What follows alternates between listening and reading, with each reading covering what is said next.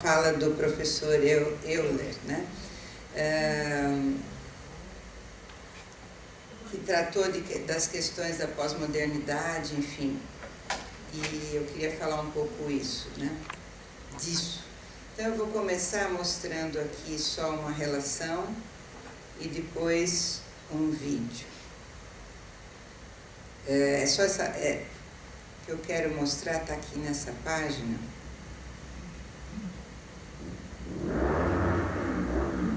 Tá, então,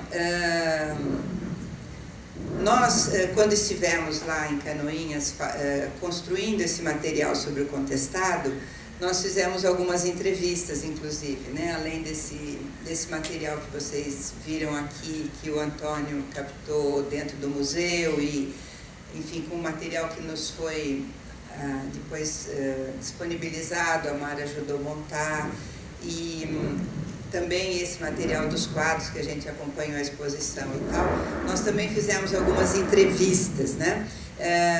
E justamente o que eu estou trazendo são duas entrevistas, uma que elas foram feitas ao mesmo tempo, no mesmo ambiente, e com dois entrevistados diferentes, né? E eu quero comentar essas entrevistas a partir desta concepção teórica aqui, que é a seguinte, proposta, né, que eu trago. Nós estamos, nessas entrevistas, percebendo uma memória que está sendo desenhada nas falas, e, de acordo com essa memória, nós temos dois discursos em contraposição, se contrapondo, né? As falas constroem, pela memória, dois discursos antagônicos.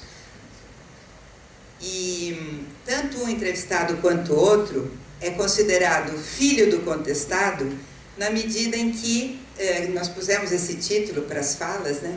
Na medida em que os dois têm ligações com essa história e que são ligações não só de cidadania, mas também familiares, né? Os dois têm famílias relacionadas ao contestado de diferentes formas.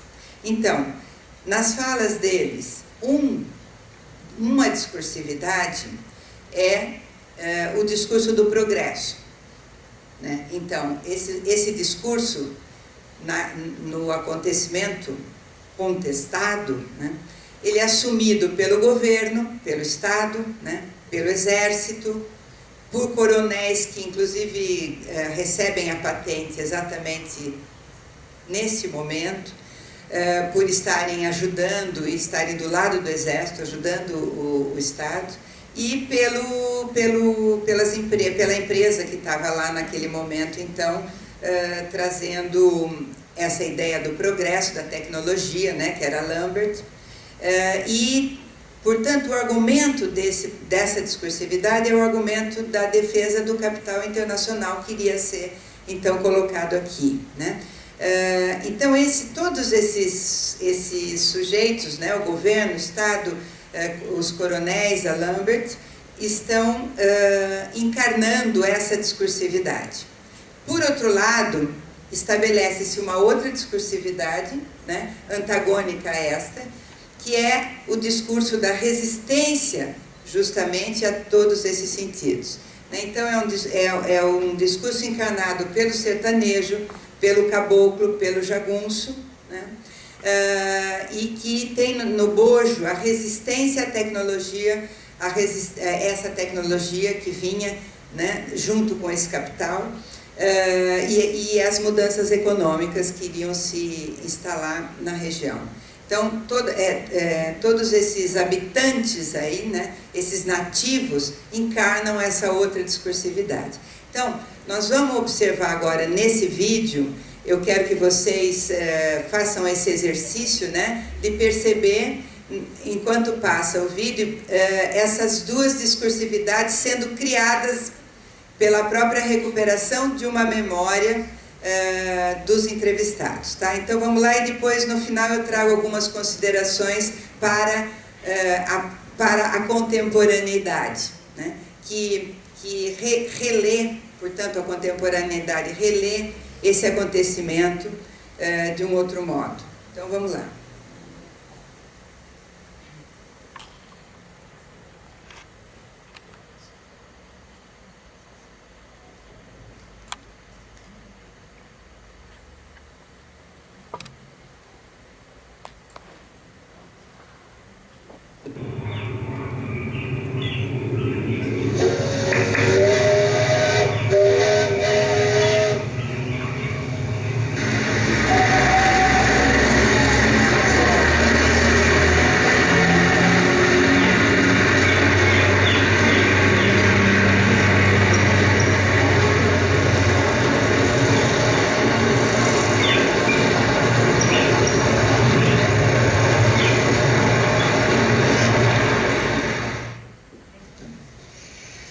Muito bem.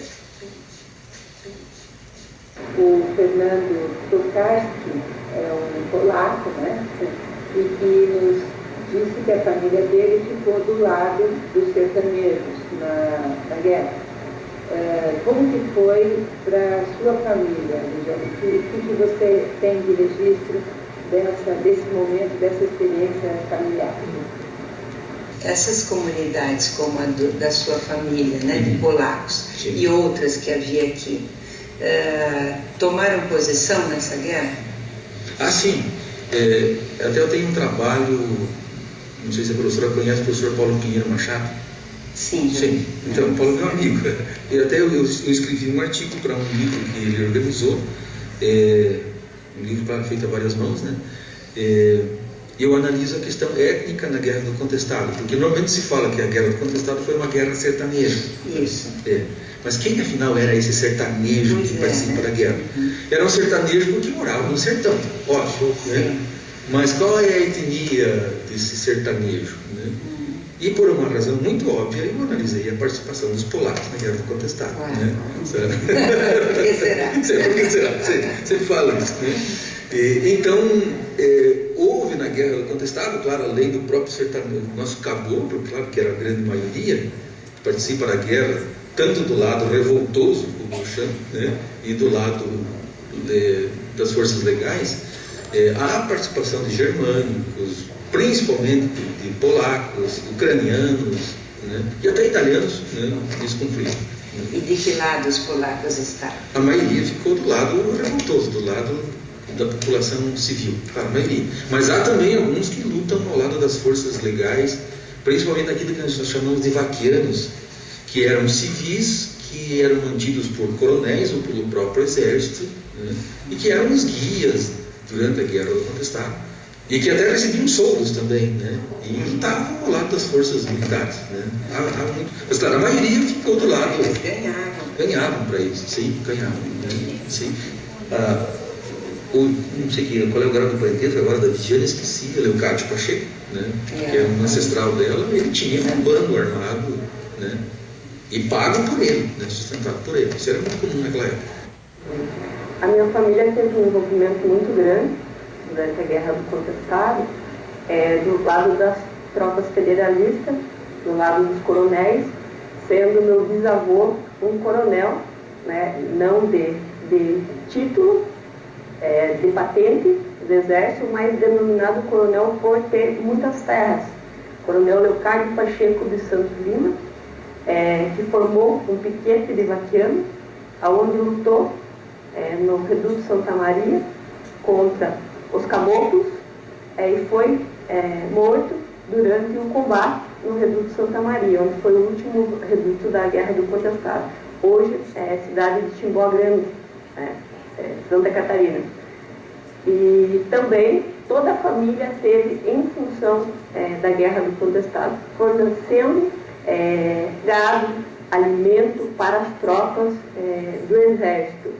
Após a morte do coronel, a viúva também continuou fornecendo e recebia do governo federal recibos do que levava o gado, o alimento, que até hoje a família tem os recibos que nunca recebeu o que era mandado para manter as tropas durante a guerra.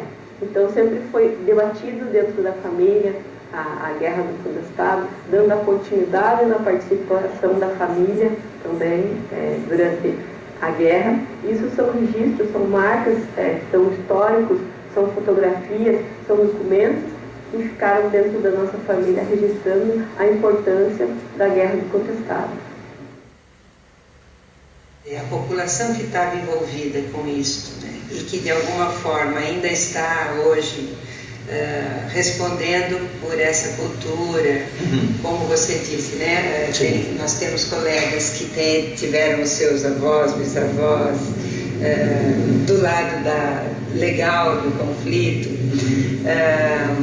Como que fica, você que fez um livro sobre isso e que entrevistou essas pessoas e que compõe essa memória, né? Como é que fica a relação ética, né?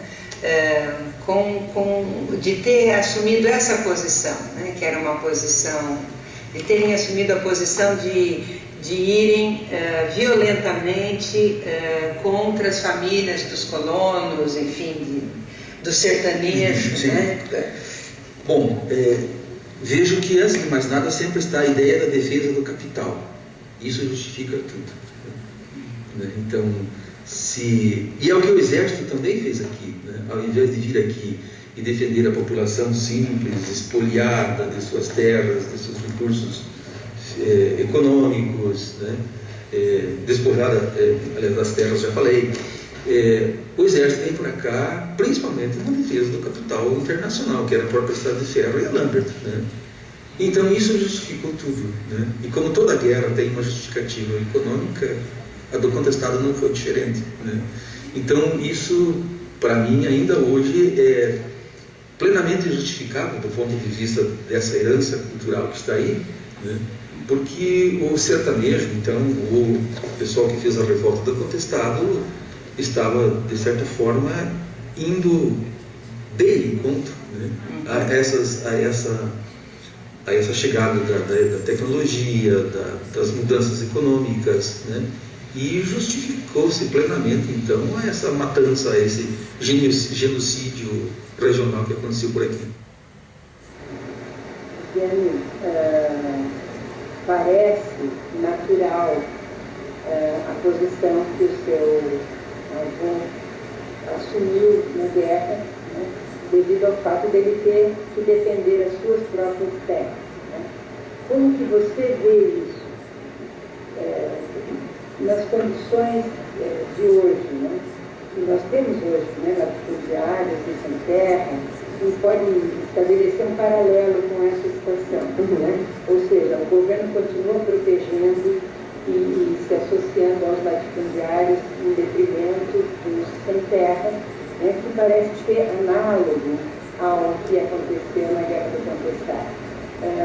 Como que você vê essa situação? Como que você se posiciona em relação a isso? Eu acho que existem no Brasil muitas terras improdutivas, mas tem que ter uma política muito melhor para os assentamentos e para esse trabalho da retirada dessas terras improdutivas dos proprietários para ser repassada para os sem terras. Tem que melhorar muito essa política, porque hoje ela já está virando quase um trabalho profissional de pessoas que vão, recebem as terras, vendem as terras e passam para outros acampamentos. Eu acho importante essas terras que são improdutivas, trabalhar uma área de divisão, mas que a pessoa trabalhe e pague por essa terra, não que ela vá ganhando e vá passando para outros assentamentos. Então essa política tem que ser melhorada muito, né? É como aconteceu no passado. Os caboclos eram os sem terras de hoje, né? Eram os sem terras de hoje. E os coronéis, como ainda hoje os proprietários de terra, têm combate contra os sem terras pela invasão das terras. Não há uma mortandade tão grande como houve naquela época, como agora acontece, mas é a mesma coisa em épocas diferentes.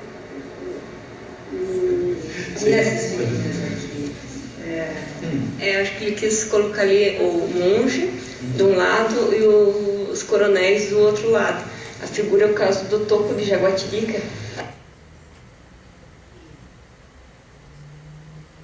Ele no meio, no lado, aqui o coronel, e o confronto entre o monge. E no meio, esse abismo. Pode-se interpretar o fogo como as almas, né, que ficaram no chão. E o tom do vermelho é sempre o sangue, né?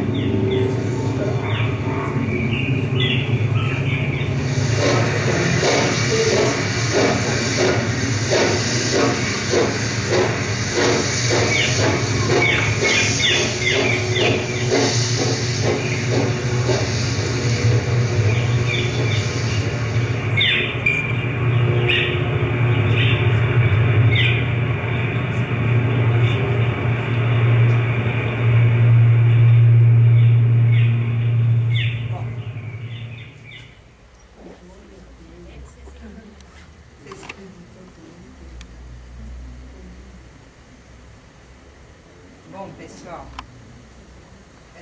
vocês conseguiram...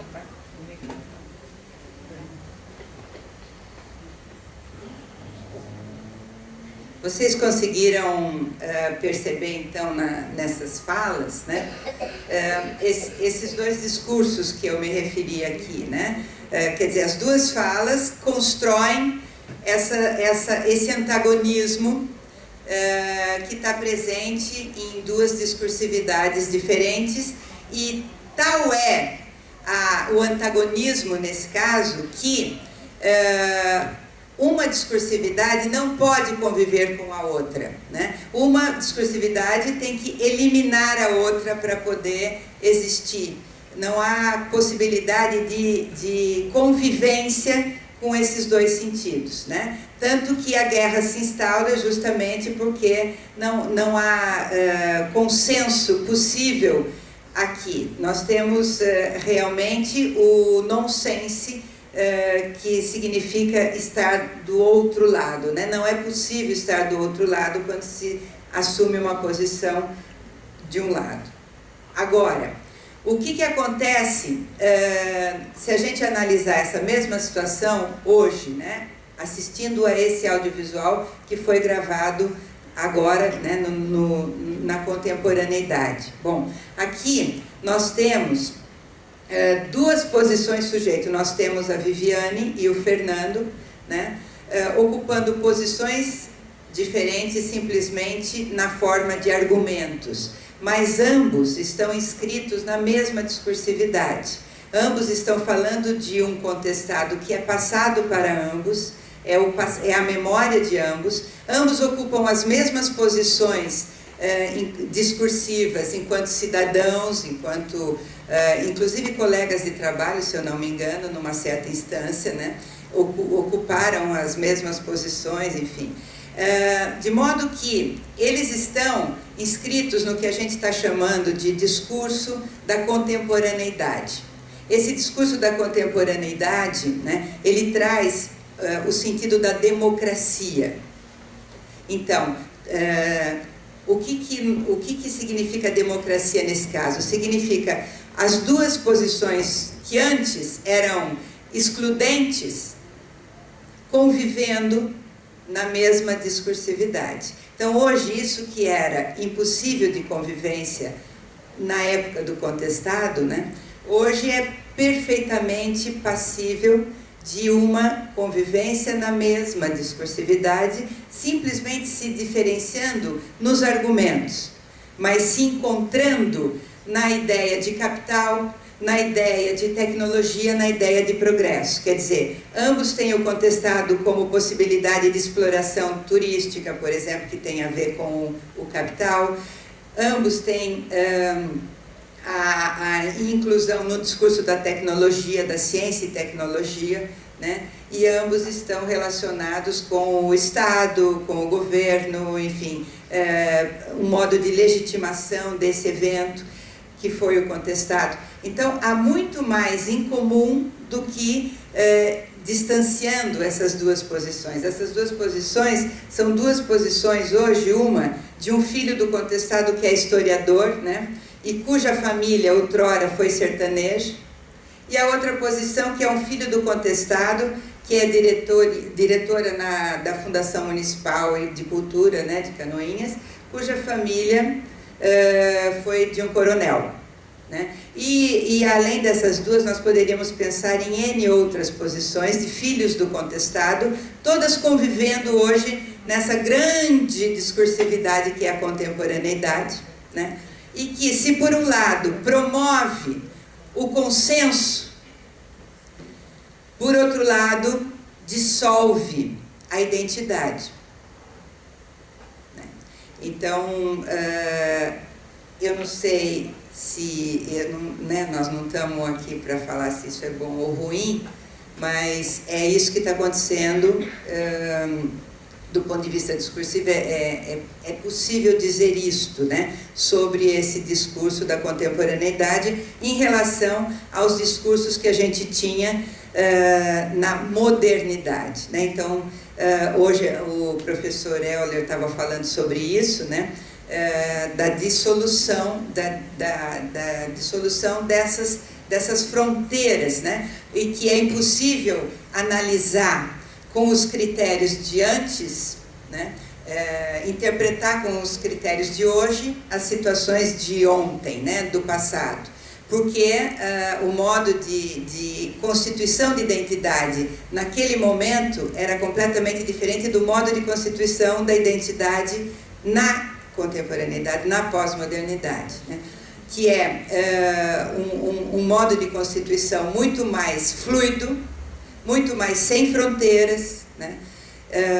Muito mais consensual e muito menos identitário, no sentido de comunidades mesmo. Talvez seja por isso que a gente esteja falando tanto em comunidade hoje, né? Talvez seja para fazer a comunidade existir no momento que ela está deixando de existir, né? E no tempo do contestado, né, a categoria de comunidade é muito mais perceptível, né, a ponto de se morrer por ela, né? Então, só para encerrar a questão mais epistemológica, né, essa análise não é uma análise hermenêutica, justamente porque não se trata de uma interpretação sob um ponto de vista teórico, mas da análise do gesto que interpretou lá e que interpreta aqui, né? Então, nós estamos trabalhando com essa teoria materialista. Hoje a gente falou dos mistérios, né? Estamos desvendando os mistérios. Mas, então, é isso. Okay.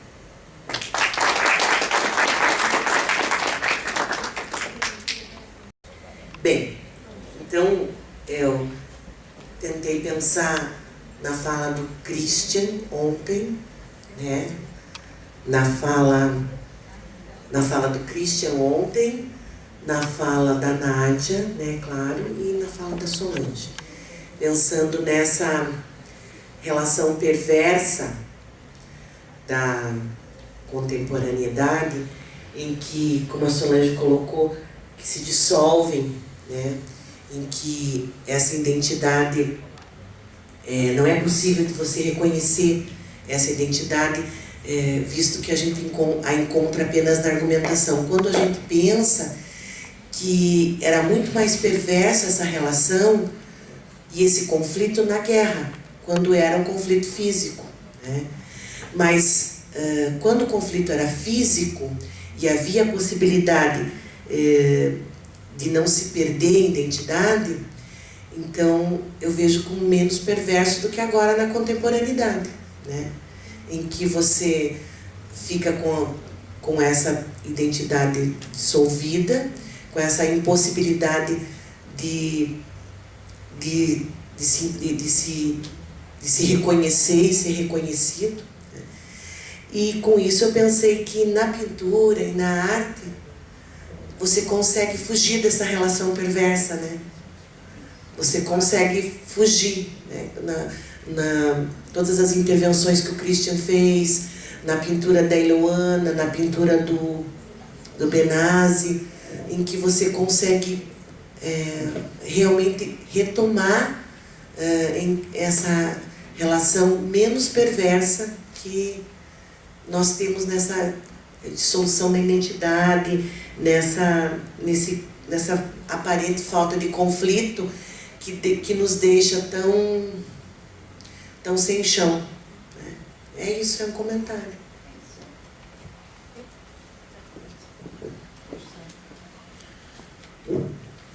É exatamente isso que a gente tem pensado, que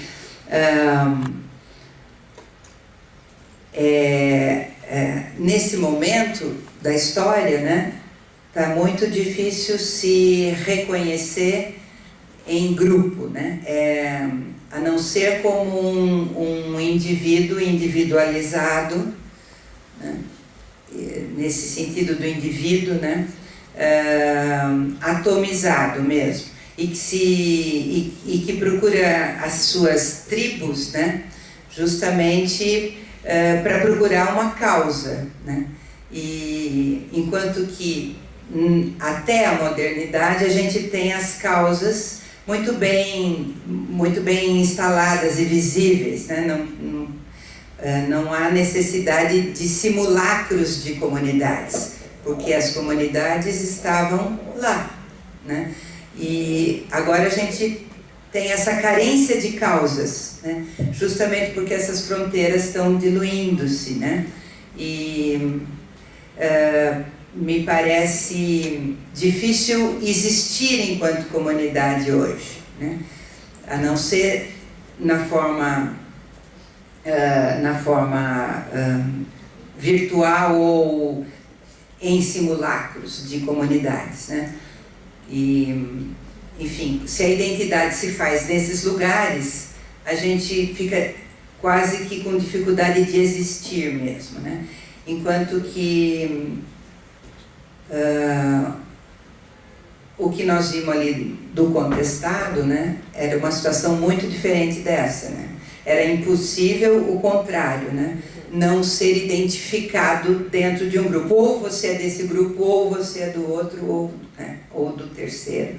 Mas não estar em lugar nenhum ali não tinha essa possibilidade. E daí só complementando, o comentário veio porque justamente o que eu estou pesquisando é justamente essa angústia, né, de um sujeito, né, que no ambiente virtual de aprendizado não consegue mais encontrar esse reconhecimento, porque no presencial, aparentemente as coisas já estavam bem resolvidas nessa relação professor e aluno, aparentemente, né?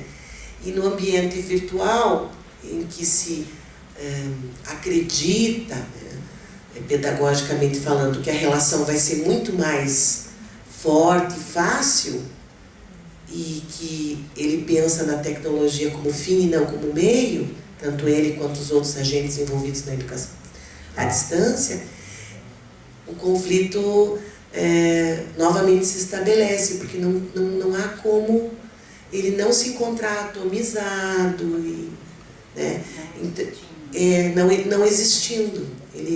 Agora no ambiente virtual vai ter a possibilidade de todos serem ouvidos, todos serem respondidos, todos participarem, todo mundo ser agente do processo ensino-aprendizagem, né? E, né, todo mundo vai ser capaz de participar desse processo. E ele percebe, ele é um dos que percebem que ali a pulverização vai ser muito maior, né? Nádia, quando você fala da tecedura, né? Tecedura e tessitura. Você usa, na primeira frase do teu slide, fala metaforicamente em teia. Então, assim, o que a gente entende cotidianamente, ou no senso comum de metáfora? É o dizer alguma coisa de outra maneira, a mesma coisa. Então, eu quero que você me fale um pouco assim, quando você fala que a tecedura metaforicamente em teia, você está querendo servir exatamente o que dessa representação que o artista faz de um tempo que ele não viveu, tá? Solange, tem uma porcada. Eu fiquei espertinha agora de noite. Uma porcada. Né? Fiquei espertinha. Eu gostei assim de você falar, eu acho que essa angústia da não identidade ou da desidentidade que nós vivemos, né? Eu não sei a quem pertenço, aquele recorte territorial, não tem mais importância família, não tem mais importância lugar, né? Quer dizer, tem importância, mas não é importante. Eu tenho algumas questões que ainda me identificam a gênero, né? Talvez algum acesso que eu já tive aos bens socialmente construídos, né? Alguma coisa que me coloca em algum estágio em parte. Então, isso é bem... Mas ouvindo a fala dos dois, que eu não conhecia esta fala, e você falando, me ocorreu uma coisa assim, mesmo que eles estejam num tempo presente cuja comunidade desapareceu, ou seja, esse lado e aquele desapareceu, eles se posicionam como diferentes. No argumento. No argumento eles se colocam como diferentes. Tá? Então, quando eles dizem, eu sou da minha família, do coronel ou do não, eles estão assumindo pertencerem a uma comunidade. Isso, essa memória, né, reproduzida, né, porque é formada a partir dele, eles não viveram naquele tempo, viram dos relatos. Aí a outra coisa que assim, será que nesse meio do caminho que as coisas vão sendo contadas e repassadas, não há desvirtuamento da verdade, do fato acontecido? Entendeu? Bom, então vamos por partes. Justamente eu provoquei essa questão da metáfora porque desde o início das minhas discussões em AD, sempre estava pautado na relação do verbal e do não verbal, né? E a grande maioria das formulações na AD, obviamente, vinham do verbal pela história, né? Do desenvolvimento da própria teoria.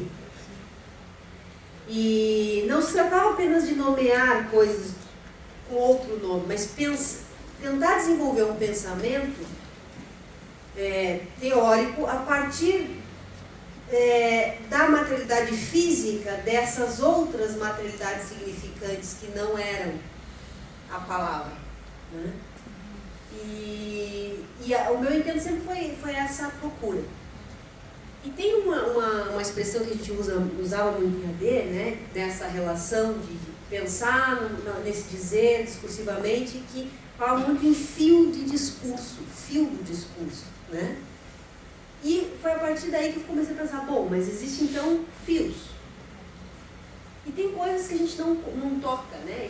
Não digo que o eu chamou de intangível, à tarde, mas que eu também não gostava da ideia de camadas de memória, que parece inefável, né?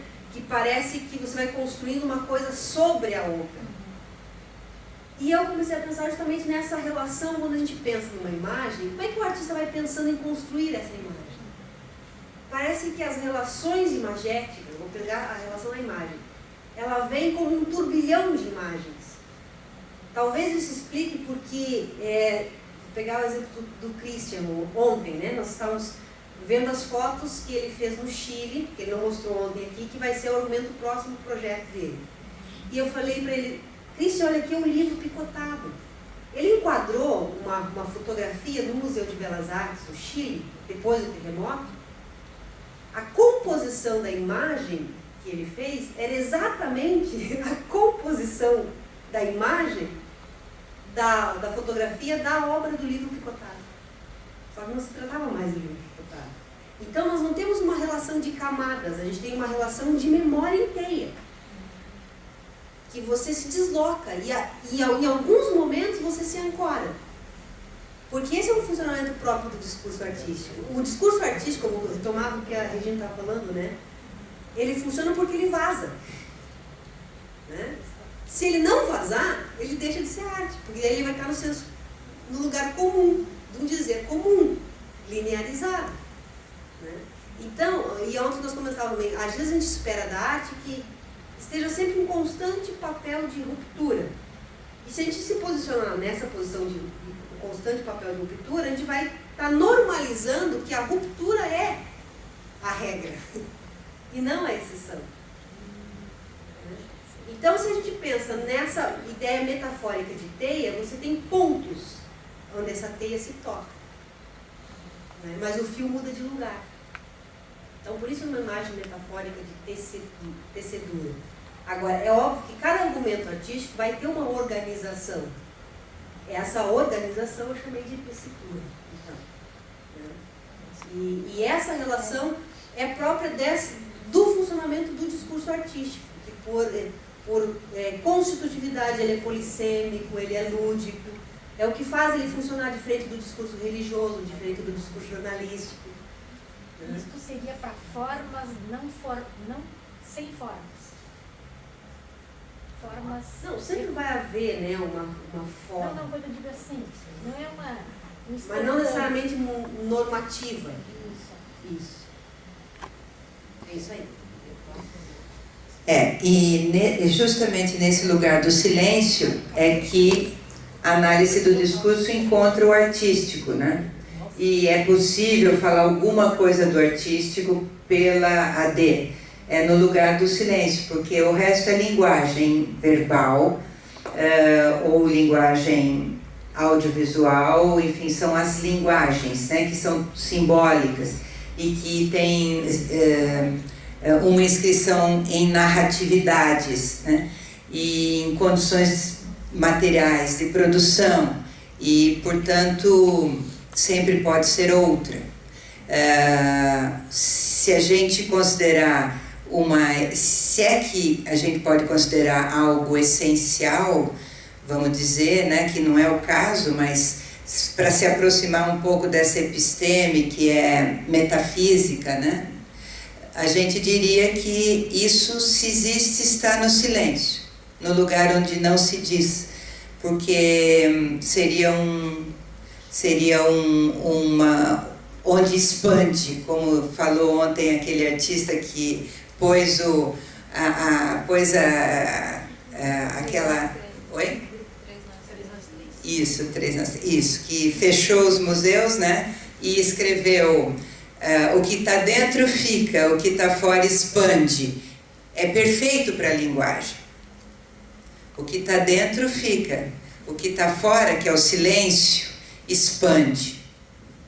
Né? A linguagem reduz, sempre, qualquer uma. O silêncio expande. Né? Então é para fugir do silêncio que a gente produz linguagem.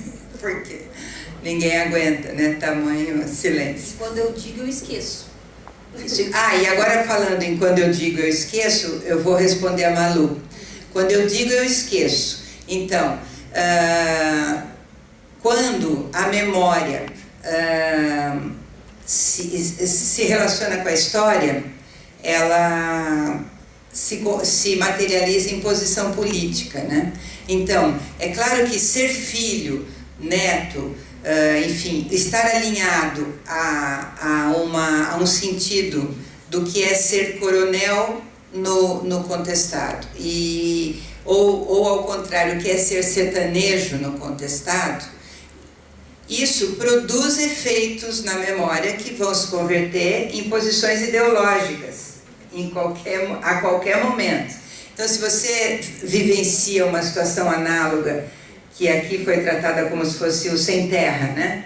O teu posicionamento enquanto alinhado ao que seria um coronel, né? Um sentido do exército, do discurso do progresso, aquele lá, o teu posicionamento inevitavelmente trará esses sentidos para analisar o sem terra de hoje. Agora, se você se alinha num sentido de sertanejo, de jagunço, de resistência, você vai se posicionar diferente hoje em relação ao sem terra. Mesmo não pertencendo a ele. Mesmo não pertencendo, mas isso. Porque a história e a memória, elas são silenciadas, né? No momento em que você se posiciona hoje. Mas elas estão marcadas pela posição que se assume, não necessariamente pelo argumento que você usa. E eu também acho que não obrigatoriamente essa questão da resistência está ligada a uma resistência à tecnologia, né? No caso, a resistência é contra o imperialismo. Não, né, eu não vejo que... Porque tem um pedacinho do discurso do imperialista quando diz que você está resistindo à tecnologia para justificar. Ele justifica aí um pouco do massacre. Está resistindo ao imperialismo. Dá muito bem para você respeitar as pessoas que estão morando ali naquela região, né? E se associar a elas, né? E implantar uma linha férrea útil que transporte a riqueza que já está ali para aquela população que está ali. Você não precisa trazer uma empresa imperialista e se associar ao governo brasileiro, no caso, se associar ao imperialismo e fazer um genocídio das pessoas que já estavam ali com suas criações, com suas plantações, com sua vida e que conheciam o local. Acho que dá muito bem para juntar, né, isso. Hoje, né, percebe-se isso? Eu penso assim. Eu só queria complementar bem agora com isso. Alguém aqui, vai? Foi muito interessante ver o Lúcio falando sobre o filme da Mara, porque eu vi a Mara falando, né, que é artista. Né? E daí a tua fala também continua costurando essa questão que a arte consegue vazar, né? Essa aparente conflito só na argumentação, né? E na arte consegue. Que é na fala da Mara, na edição dela, das imagens feitas pelo Antônio e pelo pessoal, que ela mostra que tem dois discursos antagônicos ali, né? Mesmo usando a própria filmagem dela, né? A própria filmagem dali. Então, muito legal, muito legal. Na verdade, é sobre a fala dela, quando ela pontuou as questões, eu estava prestando atenção na tua fala e me recordei de uma coisa no meio da que você propôs ali, justamente sobre a questão da arte e sobre quando você fala da identidade. O artista tem uma identidade hoje. Eu às vezes me pergunto nessa questão porque antigamente, quando um artista pintava um quadro, ele tinha uma identidade na pincelada, e hoje, será que essa identidade também do artista não se diluiu? Porque você vê um trabalho do Christian, por exemplo, que são livros, né, que ele recorta, daqui a pouco você vê trabalhos que são plotagens numa edificação, entendeu? Será que essa identidade também não se diluiu? Entendeu? Eu me pergunto nessa questão.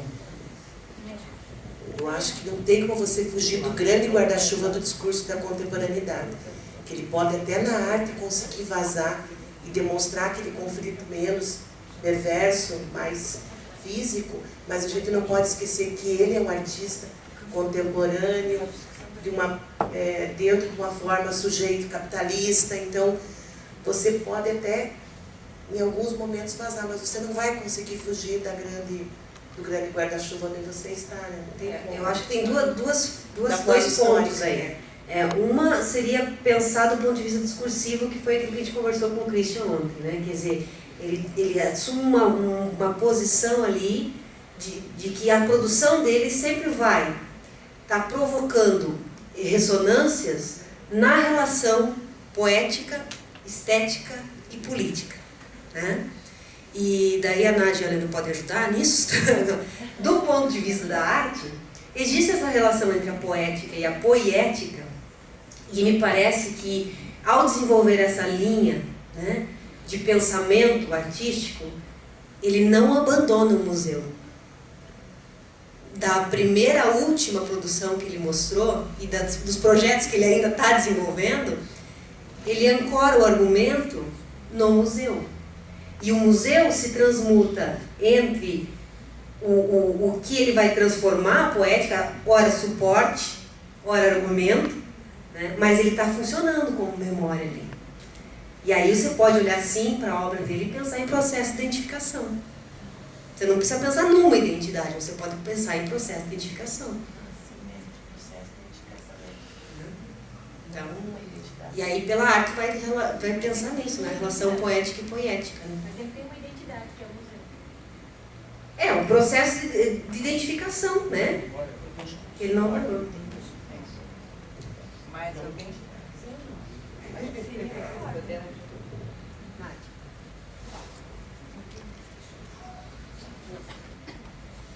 Professor, o senhor foi por várias vezes referenciado.